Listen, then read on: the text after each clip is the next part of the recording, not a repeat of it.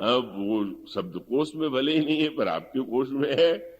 आप तो बहुत अच्छी बात कहते। तो वो बात तो उन्होंने उस अर्थ में कही, लेकिन यूं पूछे तो चित्रकूट का तो अर्थ ही है कि जहां पर चित्त जो है अचल हो। कथा की मंदाकिनी बह रही और आपका चित्त अगर चंचल है तो फिर तो अधूरापन है। तो चित्त अचल हो, राम कथा की मंदाकिनी बह रही हो, और वन भी तो चाहिए। पर्वत न हो वन, पर्वत हो वन न हो तो पर्वत बड़ा दुखदाई होता है। जिन पर्वतों पर वृक्ष नहीं होते, हरियाली नहीं होते, वहां तो व्यक्ति जो है अत्यंत कष्ट का अनुभव करता है। जो चित्रकूट में तो नदी भी है, पर्वत भी है और वन भी है। वन क्या है? राम कथा मंदाकिनी चित्रकूट चित चारु, तुलसी सुभग स्नेह वन, से रहो वीर विवाह। बिहार ये स्नेह वन है, चित्त जो है वो चित्रकूट है और राम कथा मंदाकिनी। इसका अभिप्राय स्नेह पूर्ण अंतःकरण से, अचल चित्त से जब राम कथा श्रवण की जाती है तो जैसे चित्रकूट में प्रभु निवास करते हैं का उसी प्रकार से सुनने वाले के हृदय में भी प्रभु का निवास होता है। ये गोस्वामी जी आश्वासन देते हैं। तो एक और मानो सूत्र यह है कि जब हमारे अंतःकरण में संशय मोह भ्रम अभिमान होता है तो भी हम जीवन में भटक जाते हैं, और प्रेम के वन में भी भटक जाने की संभावना है। क्योंकि प्रेम का मार्ग तो बड़ा विचित्र है। प्रेम का मार्ग कुछ एक प्रकार का नहीं। ये प्रेम का जो पंथ है इतना विचित्र है, इतना अटपटा है।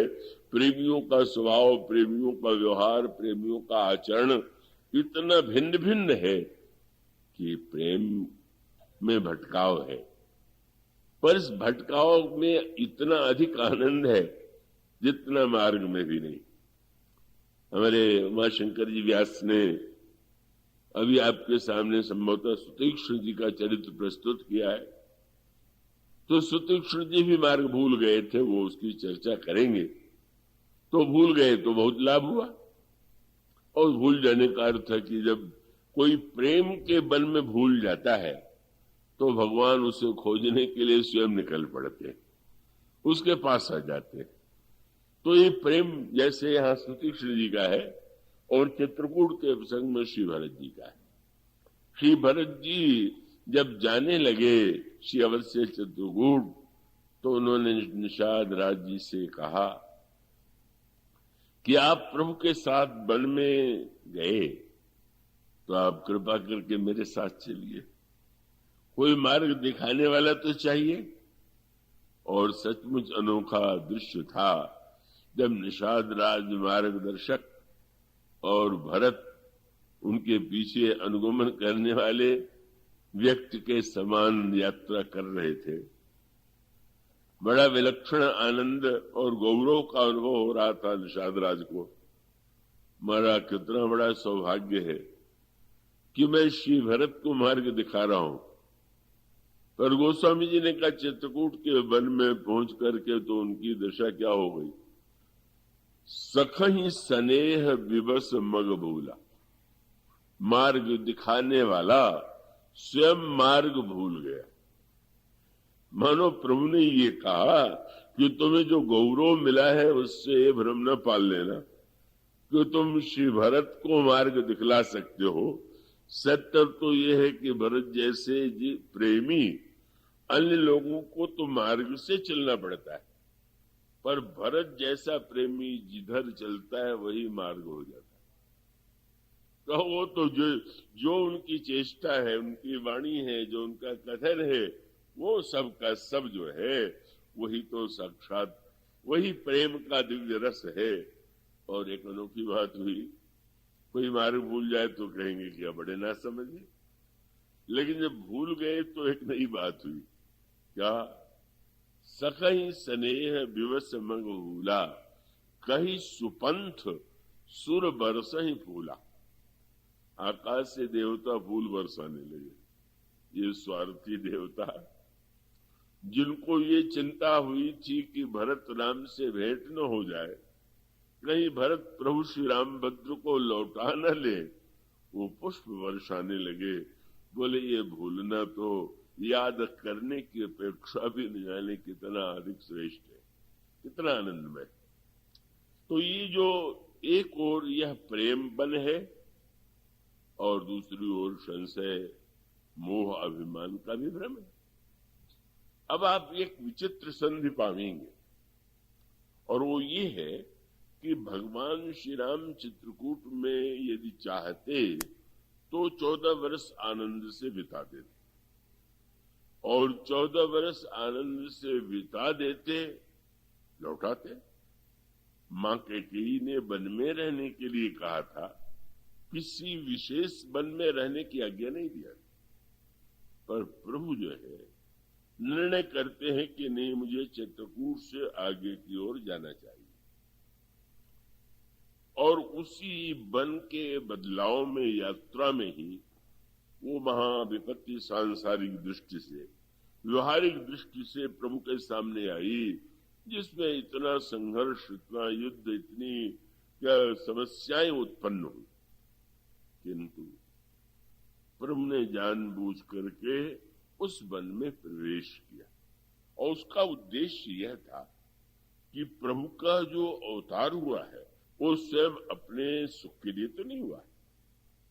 प्रभु जब चित्रकूट को छोड़ करके चलते हैं तो उसके पीछे एक तात्पर्य है। प्रभु यह जानते थे कि इस वन, यह जो देश के संदर्भ में और साधक के जीवन के संदर्भ में यह समस्या आती है कि वह सर्वदा प्रेम की स्थिति में ही तो नहीं होता। कभी कभी जीवन में ऐसी समस्याएं आती हैं, का बुरे व्यक्तियों की बात तो जाने दीजिए, जब श्रेष्ठ साधक के जीवन में भी संदेह उत्पन्न होता है, अच्छे साधकों के जीवन में भी कभी मोह उत्पन्न हो जाता है, और तब भगवान जानबूझ करके चित्रकूट के उस आनंदमय वन से निकल करके महर्षि अत्रि से आज्ञा लेते हैं, आयस होई जाऊं वन आना, अगर आपकी आज्ञा हो तो मैं अन्यत्र वन में प्रस्थान करूं। महर्षि अत्रि जानते थे प्रभु के चरित्र का अवतरण का उद्देश्य क्या है, और बड़े हृदय, भरे हृदय से, यद्यपि श्री राम से को विदा करना उन्हें अच्छा नहीं लग रहा था, उन्होंने यही कहा कि विधि कहूं जाहू वन स्वामी, मैं कैसे आपसे कहूं कि आप जाइए। लेकिन वो जानते हैं कि प्रभु ने जो अवतार लिया है उस उद्देश्य की पूर्ति के लिए, उस उद्देश्य की पूर्ति के लिए उन्हें उस वन में प्रविष्ट होना ही होगा।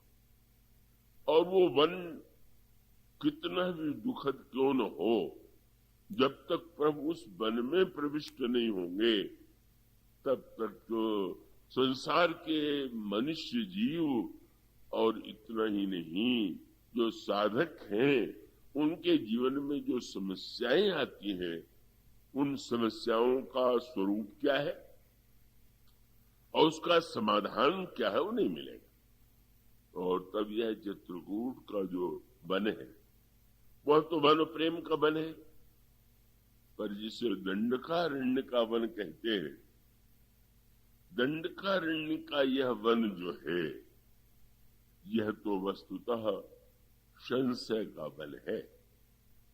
और इसी संशय के वन में आप यह कथा पाते हैं कि भगवान शंकर ने भी सत्य जी का परित्याग इसी वन में किया।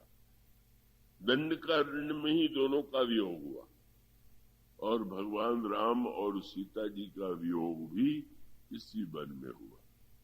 दंडकारण्य संशय का वन है।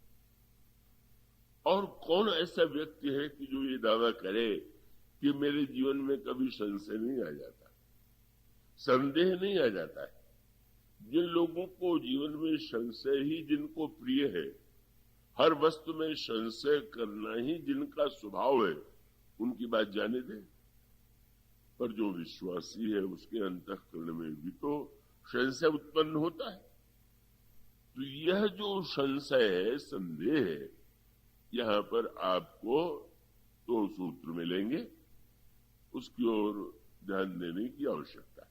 आप कहीं सफल है, पद में है, समृद्धि है, तो लोग आपका सम्मान करेंगे। आपकी स्थिति को देख करके लोग सम्मान करेंगे।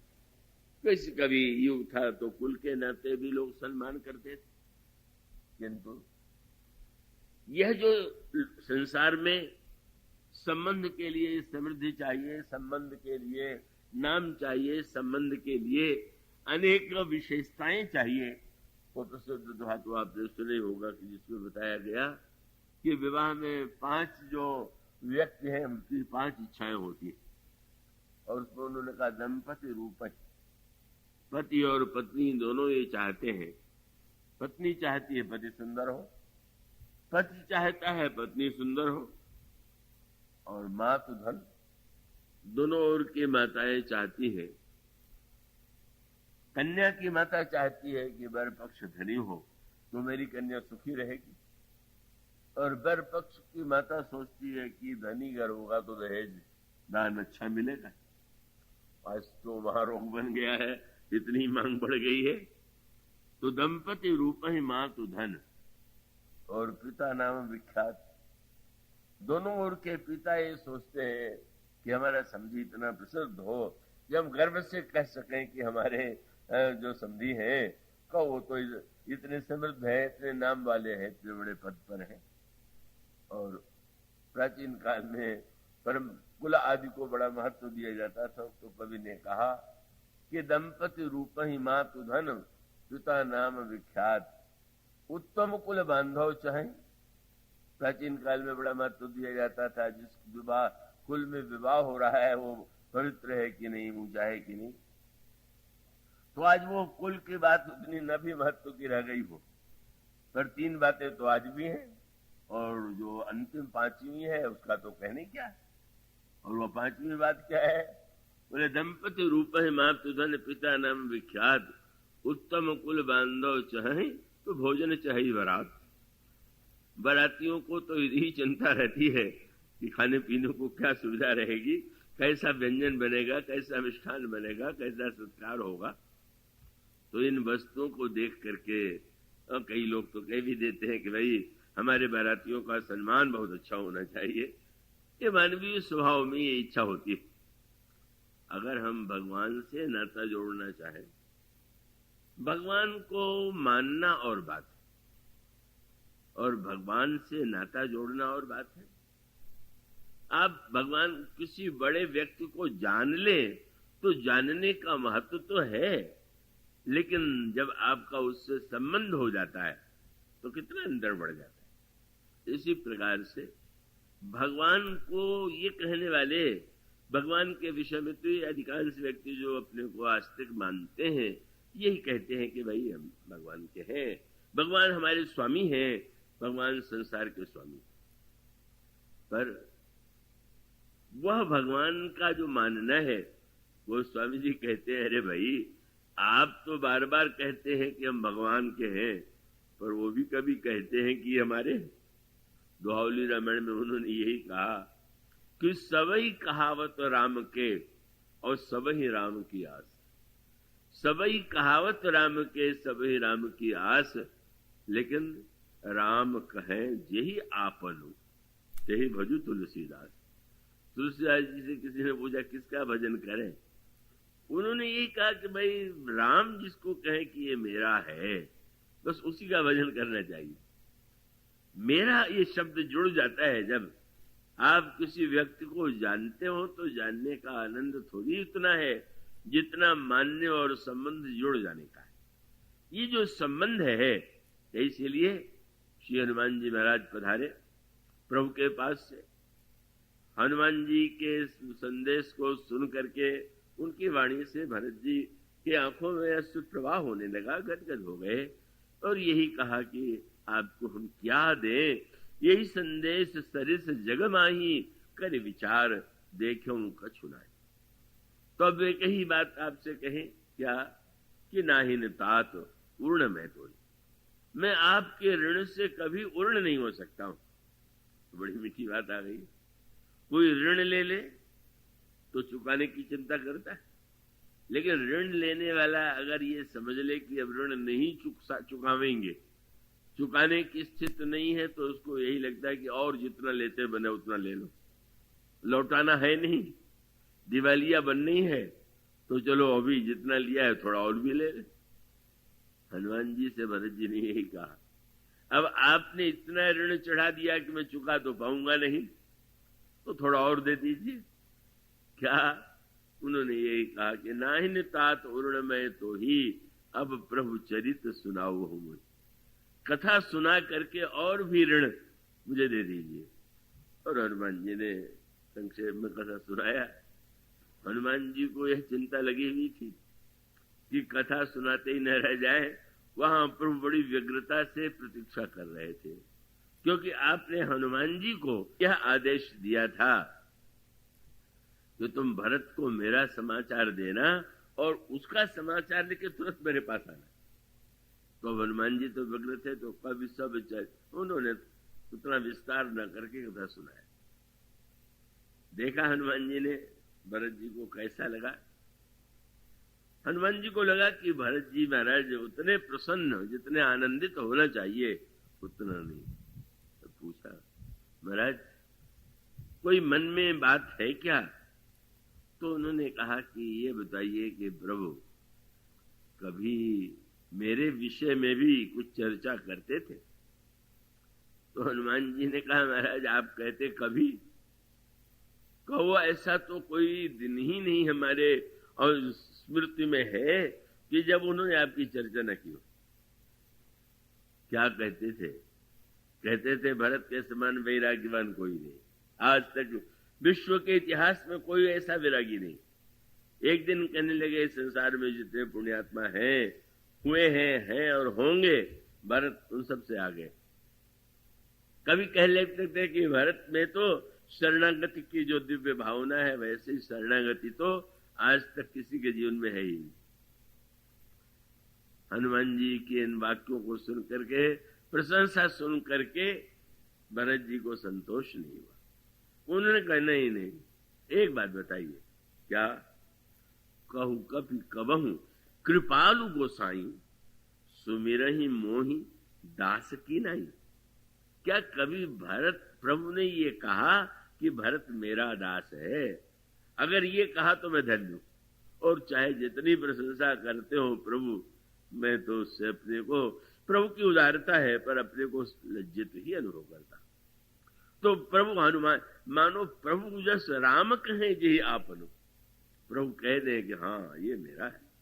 तुलसीदास जी ने विनय पत्रिका लिखी, रामायण लिखा।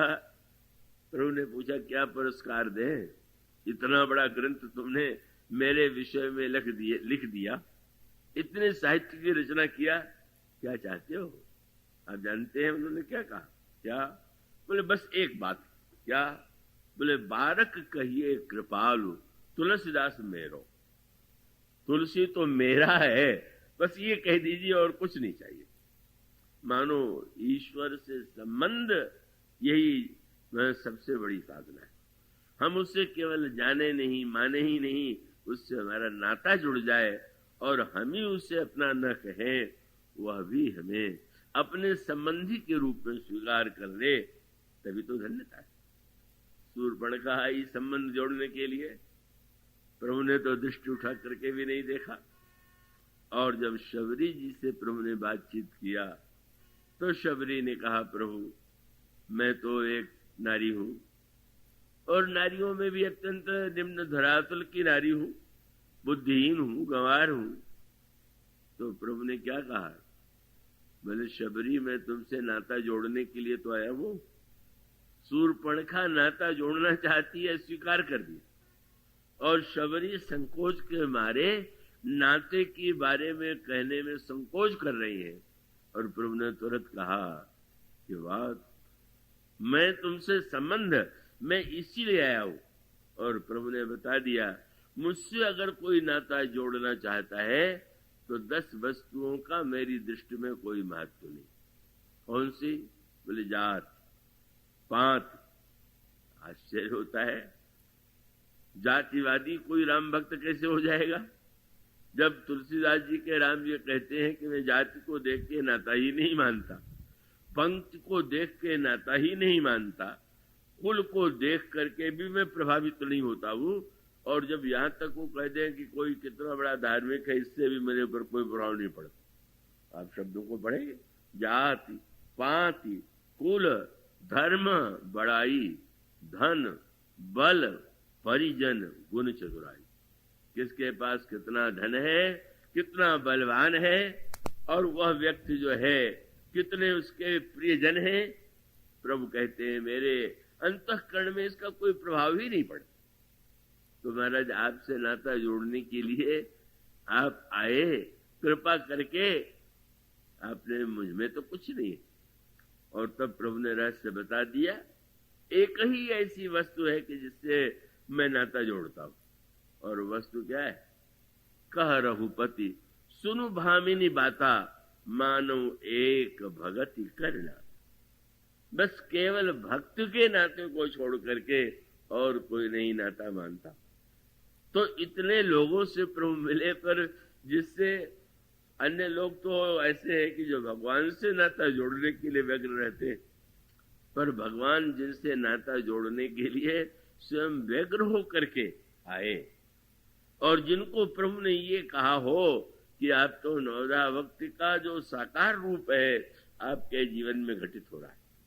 भगवान राम तो शबरी जी की स्तुति करना चाहते थे, पर जानते थे मैं सीधे स्तुति करूंगा तो ये संकोच करेंगे।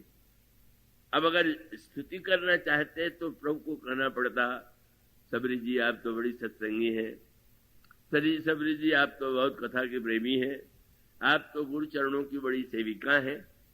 इसलिए प्रारंभ में तो प्रभु ने ऐसा लगा कि वो शबरी को उपदेश दे रहे, कहने लगे शबरी में नवधा भक्ति का तुम्हें उपदेश दे रहा हूं, और लगा कि कहने लगे सावधानी से सुनना, और उससे आगे कह दिया धरु मन माही।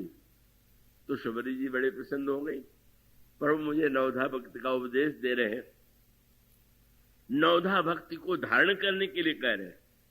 तो सारा भाषण तो लगा कि उपदेश है, और अंत में एक ही वाक्य में उपदेश को स्तुति बना दिया। नवधा भक्ति सुनाने के बाद जब ये कह दिया कि 9 में से एक भी हो तो मुझे बड़ा प्रिय है, शबरी जी ने देखा मेरे लिए, तो एक वाक्य में कह दिया मैं तुम्हारे लिए थोड़ी कह रहा हूं, सकल प्रकार भगत दृढ़ तोरे, ये 9 भक्ति तुम में साकार हो रही है। बड़े वचन रचना में कुशल है, बिना संकोच में डाले ही एक वाक्य में जिन्होंने शबरी की स्तुति की हो, जिनके समक्ष प्रभु ने भक्ति का नाता जोड़ा हो, जिनके फलों को प्रभु कभी भूले नहीं हो, जिनके समक्ष प्रभु ने नवधा भक्ति का रहस्य प्रकट किया हो, और वन यात्रा से लौट करके भी जिन्हें वे कभी नहीं भूल पाए, वह शबरी क्या है, कितनी उनकी महिमा है, इसे आप समझ सकते हैं।